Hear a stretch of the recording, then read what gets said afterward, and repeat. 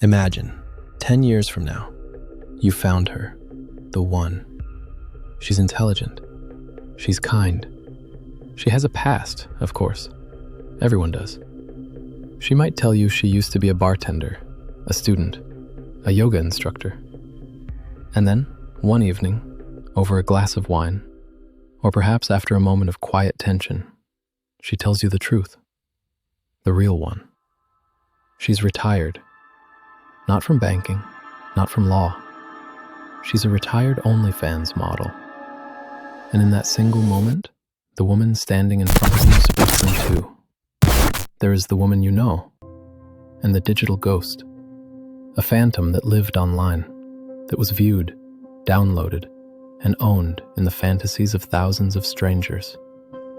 And that ghost, it never truly retires. This isn't a fringe story. It was a perfect storm, a global panic, a closed economy, and a platform that promised easy money for the one thing the internet always demands: intimacy. It wasn't just a few women. It was millions. A silent digital gold rush where the currency was a body, a smile, a secret shared with a camera. They were told it was empowerment, a rebellion. But every rebellion has its casualties. For every top earner, there were 1,000 others making less than a barista. They traded something priceless, their sexual privacy, for a short-term solution.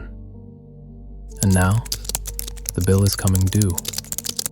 The hangover is a lifetime long. In the past, a wild phase was a story. It faded with time, softened by memory. But the internet is a permanent record. It's a tattoo etched not on skin, but on the fabric of reality itself. 70% of this content is pirated, shared on forums, saved in hard drives in countries you'll never visit. You could be at your child's soccer game, standing next to another father, and he could be one of the thousands who once knew your wife. Intimately. Not in spirit, but in pixel. And you would never know. But you would know. And that knowledge is a poison that seeps into the foundation of everything you build. Let's stop pretending. Let's talk about the male psyche, not as we wish it was, but as it is. We are wired, deep in our ancient brain, for provisioning and protection. A core part of that protection is sexual exclusivity. It's the bedrock of knowing the legacy you build is your own. This isn't about being conservative. This is biology. The deepest fear for a man is not being alone. It's investing his life, his name, his resources into a family where his paternity, his very legacy, could be a question mark. Or worse, a public joke. We're called hypocrites. And maybe we are. A man can lust in secret, consume the very content we're discussing, and then refuse to marry the woman who created it. But here is the brutal, unspeakable truth. Lust and respect are two different continents. You can visit one as a tourist, but you build your life, your home, your family on the other. A close-up on a woman's face. She's strong, defiant, but her eyes betray a flicker of uncertainty. From her side, the logic is sound. It was just work. It was survival. My body, my choice. And she is right. She has the freedom to do what she wants. But freedom is a two-edged sword. Men have the freedom to choose what they will accept. And freedom does not erase consequence. A 2023 study found 1 in 4 of these women now fear they have ruined their marriage chances. That is the consequence.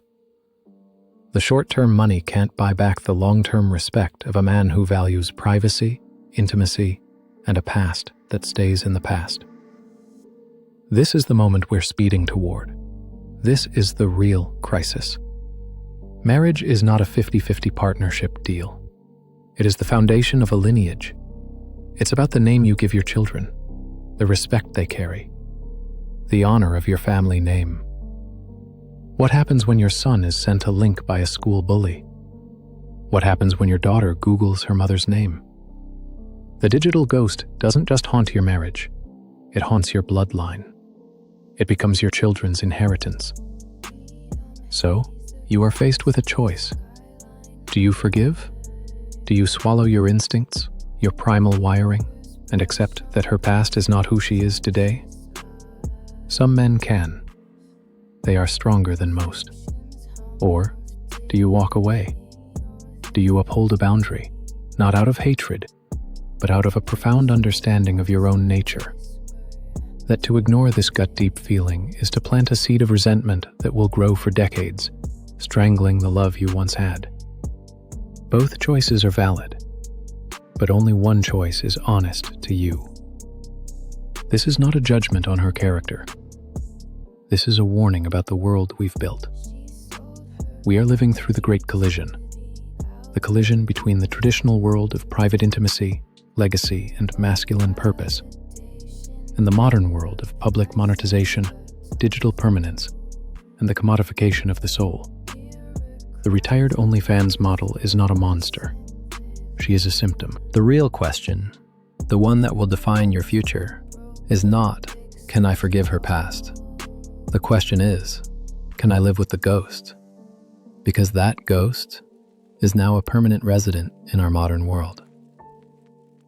And before you say I do, you must decide if you are building a home for 2 or for 3.